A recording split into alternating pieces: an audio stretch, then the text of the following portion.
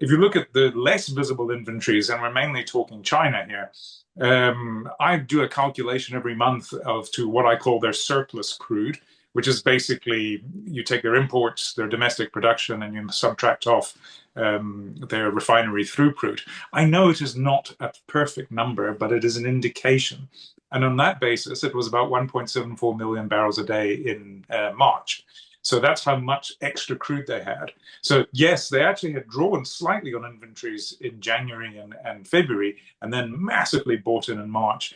Given that the imports in April appear to be quite high as well for China, I'm guessing that there will be quite a lot of surplus crude there as well. So I would argue that they're already doing it.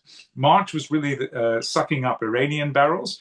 April was more going back to sucking up Russian barrels after they'd worked out how to get around the ship sanctions that came in at the end of the Biden administration. I mean, they're getting exactly what they want. Again, they're getting cheap oil, which is good for them. It will help them, weather the tariff storm. Certainly the lower energy costs are good for everybody in that sense. And they are able to build up even more inventories in case prices do start to rise at some point in the future.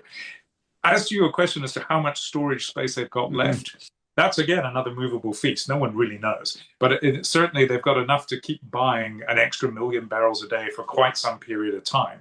And they don't have to store it onshore or in China. They can store it in a variety of other places too.